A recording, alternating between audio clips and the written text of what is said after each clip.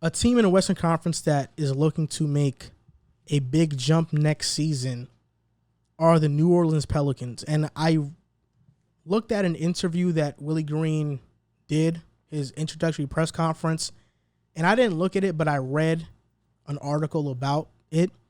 And Willie Green said that he thinks this team reminds him of the Suns last year. He thinks the Pelicans remind him of the Suns. David Griffin talked about Willie Green and thought that he was a good fit. Willie Green was asked what has went wrong with the past two coaches because Alvin Gentry was fired, Stan Van Gundy was fired. Coaches haven't been staying long with the Pelicans, and of course that worries Willie Green. And he said, quite honestly, it was fit. And I think he's right. Stan Van Gundy, he's a good coach, but he didn't vibe with the players, and specifically Zion Williamson and Brandon Ingram, who are their top two players. Alvin Gentry, I thought prematurely he was fired, but that's my opinion. I do think Willie Green is going to be a hell of a head coach. And this offseason, they got Devontae Graham, Trey Murphy, Garrett Temple, Jonas Valanciunas, Satoransky, and Herb Jones. How good do you think the Pelicans will be next season? Will they be a playoff team? Possible. I feel like their ceiling is a play-in right now.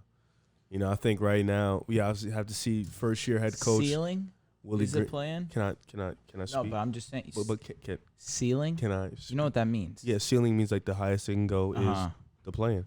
Yes, I believe the highest they can go is the play-in. You know what I'm saying? I think, Willie Green first year, we still have to see Devontae Graham coming in. I think Satoransky's going to start at the 1. I could be wrong, but I think just because of the fact that he's more of a playmaker and he can space the floor and he doesn't need the ball, he's probably going to start at the 1. I like Trey Murphy at the 2.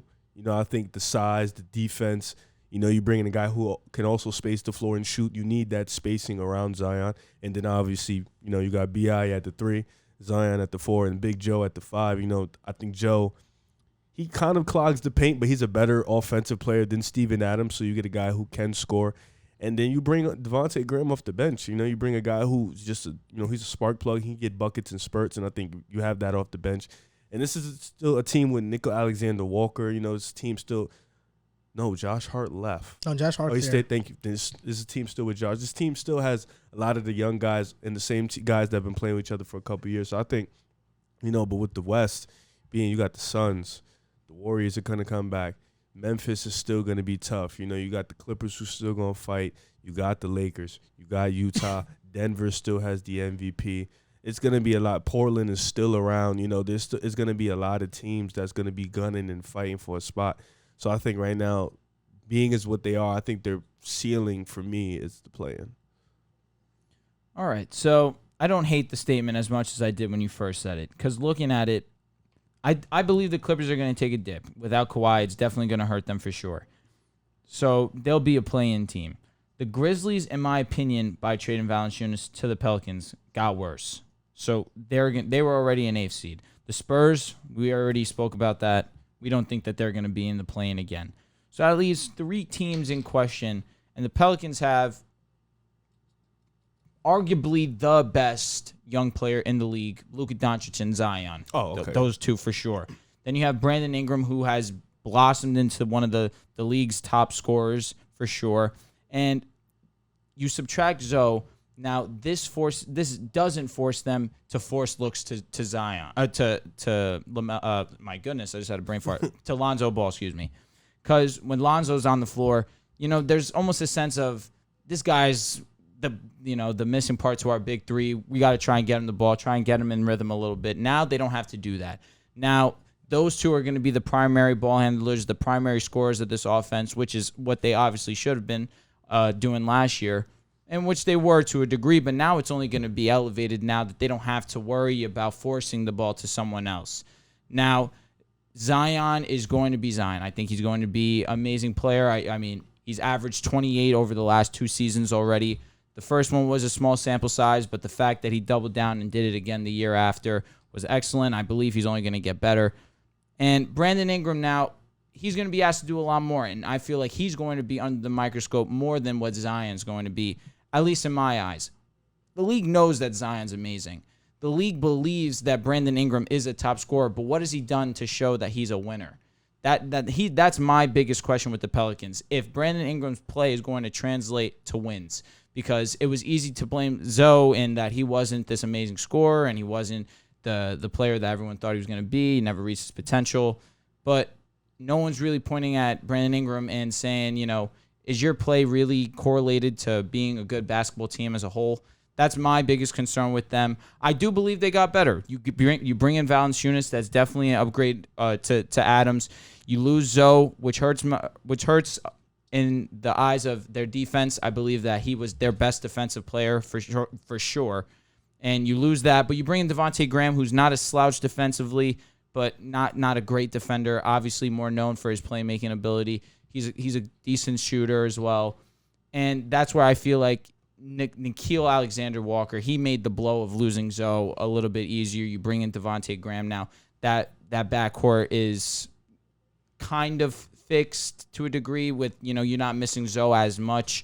So I feel like overall they did get better, but I still question whether Brandon Ingram's play is going to translate to ultimately what we want to see in wins. But talent-wise, they have the job to get it done. I believe that they could be a play-in team for sure, especially with Kawhi not being 100%. Who knows if he's going to be on the court at all. Memphis getting worse, and San Antonio obviously getting worse. Both of you guys are wrong for different reasons. How can we be wrong if nothing has happened yet? Because you're going to be wrong. You're wrong in thinking that Devontae Graham's not going to start. He's going to start. And when you said that, I wanted to stop you, but I wanted to see where you kept going. Satoransky's not starting over Devontae Graham. Let's get that out of the way right now. Satoransky started over Kobe White. Yes. Okay. But Kobe White is the same player that Devontae Graham. He is the same exact That's player. rude. He's not going to start over Devontae. Scoring point guard. He's not going to start over Devontae Graham. Devontae Graham was actually a playmaker. He got benched. From LaMelo. To who? Exactly. He got benched the year before that, late in the season.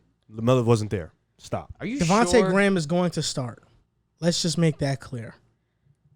Their ceiling is not a play-in team. Their ceiling is a 5th, 6th seed in the Western Conference. That's a fact. It's not a play-in team. What Get that out of your head Bro, they right have now. Zion. So what? You said ceiling, which means they're absolute best. There are 6 playoff locks in the Western Conference right now. So The Jazz, the Suns, the Nuggets, the Mavs, the Lakers, the Warriors. So if there's 6 playoff locks, how is there ceiling a 5th if you just said there was 6 locks? Let me speak. No, ceiling is that the Suns. Let me speak. The Nuggets without Jamal Murray, what are they going to be? Losing Paul Millsap, what are they going to be? We have to this is a wait and see. The Mavericks, their dysfunction, not doing anything in free agency. I love Luka, but that's a wait and see. Are we forgetting how special of a player Zion Williamson is? Oh my God, Lonzo's stuck in my head. That's on me. And look, I got to say this before I go. What you said about Brandon Ingram and Lonzo, I think it was the opposite. I think Brandon Ingram, people were on him for saying that he doesn't play defense. All he does is score. I think Lonzo has been pampered.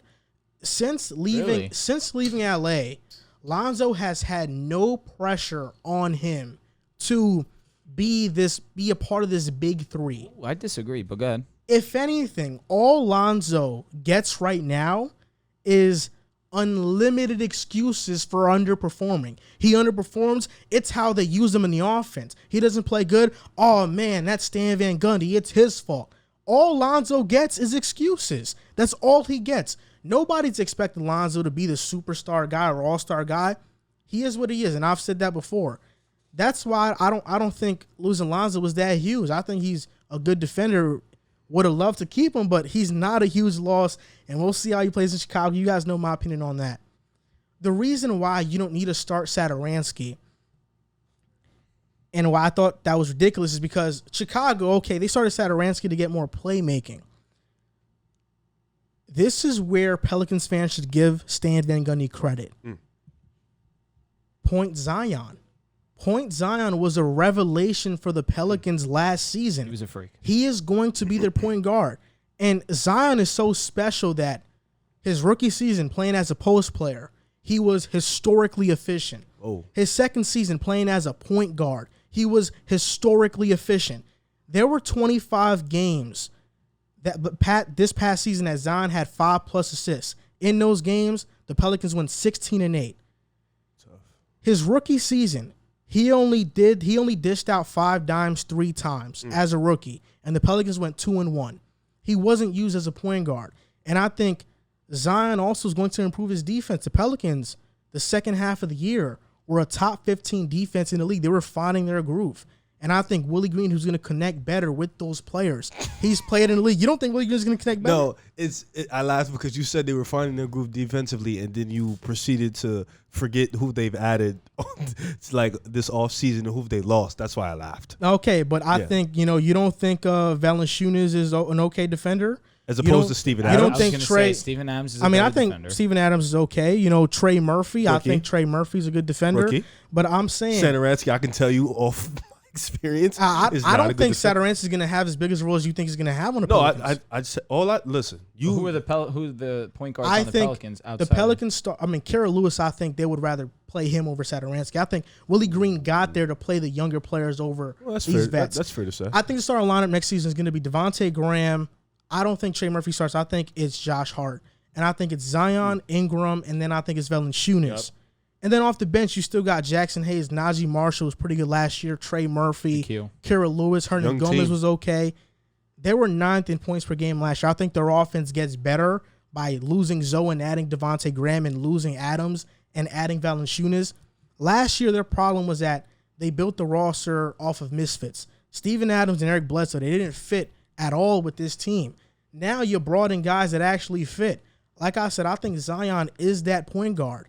And now you have Zion being that point guard, Brandon Ingram playing second fiddle. Now Devontae Graham is turned into a secondary or a third playmaker on that team, which is he is more than capable of doing. And sure, even though Jonas he's very good in the post, I think he has a good 15-footer. He's not going to clog the paint like Steven Adams. He's not going to, his defender's not going to help so far off of him because from the mid-range, Jonas is pretty good. I mean, he was Memphis' second-best player last season, and Memphis was in the playoffs. Now you're asking him to be the Pelicans' third, fourth best player.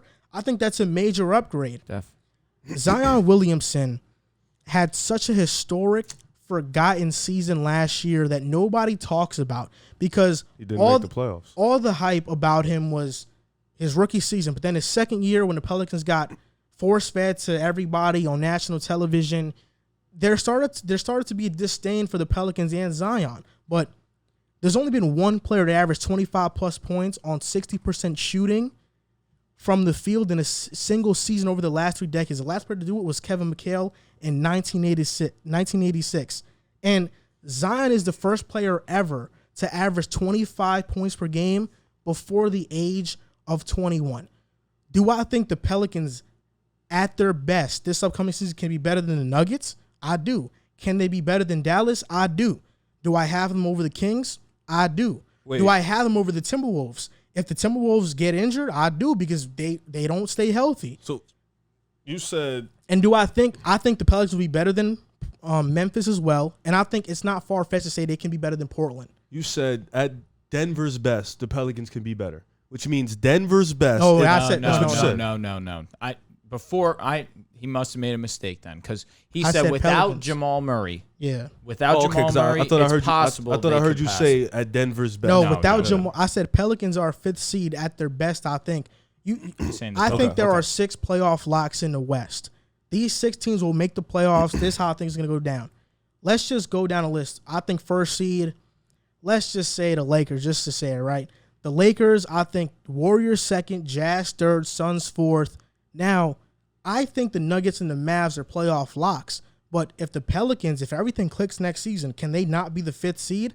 I think they can because Zion Williamson is that special. I think he's that special.